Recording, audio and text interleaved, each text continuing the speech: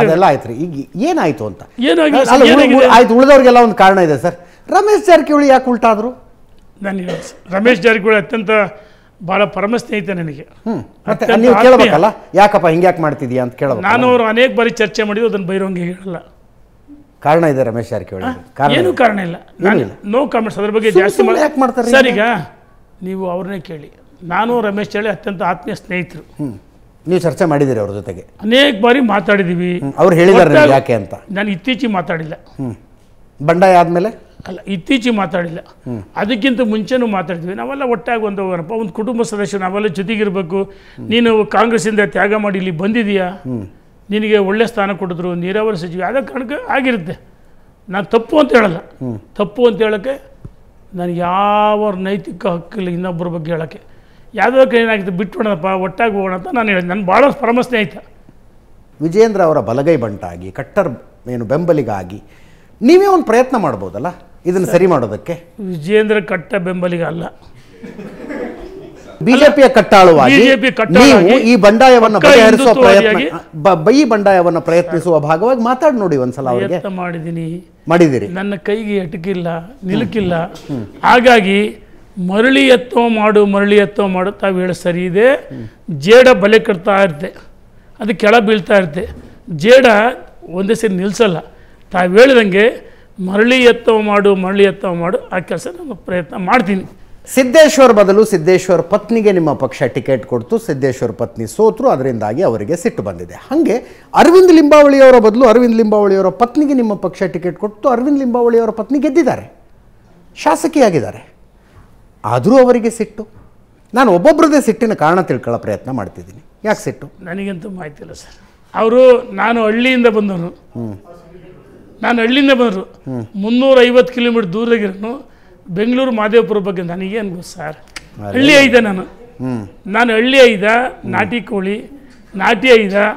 ಹಂಗಾಗಿ ಆಪರೇಷನ್ ಸಿಂಧೂರ ಬಗ್ಗೆ ಮಾತಾಡ್ತೀರಿ ನೀವು ಸರ್. ದೊಡ್ಡವರ ಅಲ್ಲ, ದೊಡ್ಡ ದೊಡ್ಡ ವಿಚಾರಗಳನ್ನು ಮಾತಾಡ್ತಕ್ಕೆ ನನಗೆ ಇದಿಲ್ಲ. ಅಷ್ಟು ದೊಡ್ಡವನು ನಾನಲ್ಲ, ಭಾಳ ಚಿಕ್ಕವನು.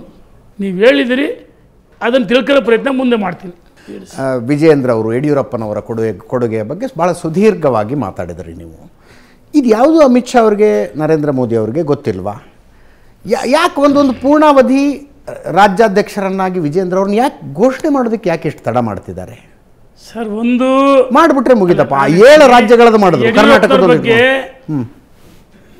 ನಾನು ರಾಜಕಾರಣಕ್ಕೆ ಬಂದಾಗ ರಾಜನಾಥ್ ಸಿಂಗು, ಯಶವಂತ್ ಸಿಂಗು, ಉಮಾಭಾರತಿ, ಸುಷ್ಮಾ ಸ್ವರಾಜ್, ಭಾಳ ದೊಡ್ಡ ನಾಯಕರು, ಅರುಣ್ ಜೇಟ್ಲಿ ಅಂತವರು, ಅವ್ರ ಜೊತೆ ನಿಕಟ ಸಂಪರ್ಕ ಯಡಿಯೂರಪ್ಪನವರ ವರ್ಚಸ್ಸು, ವ್ಯಕ್ತಿತ್ವ, ಅವ್ರ ಸಂಘಟನೆ ಸಾಮರ್ಥ್ಯ ಅದನ್ನು ನೋಡಿ ಎಲ್ಲವನ್ನೂ ಗೌರವ ಕೊಟ್ಟಿದ್ದಾರೆ ಯಡಿಯೂರಪ್ಪನವರಿಗೆ.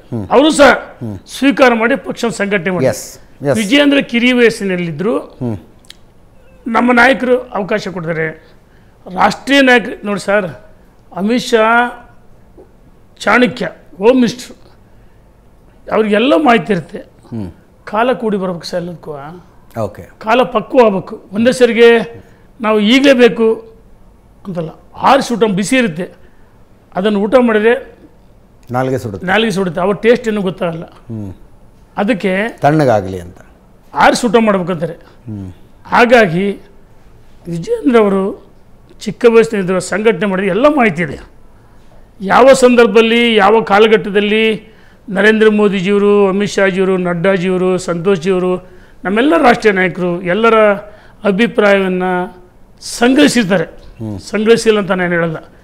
ನಾನೇನು ಹೇಳಿದ್ರು ಕೇಳ್ತಾರೆ, ಅಥವಾ ಪರವಾಗಿ ಹೇಳಿದ್ರೆ ವಿರುದ್ಧವಾಗಿ ಹೇಳಿದ್ರೆ ಕೇಳ್ತಾರೆ. ಯಾವ ಕಾಲಘಟ್ಟದಲ್ಲಿ ಯಾವ ನಿರ್ಣಯವನ್ನು ಮಾಡಬೇಕು ನಮ್ಮ ರಾಷ್ಟ್ರೀಯ ನಾಯಕರು ಮಾಡ್ತಾರೆ.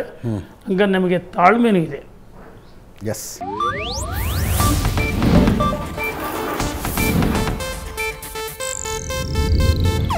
ಇದು ಏಷ್ಯಾನೆಟ್ ನ್ಯೂಸ್ ನೆಟ್ವರ್ಕ್ ಪ್ರಸ್ತುತಿ.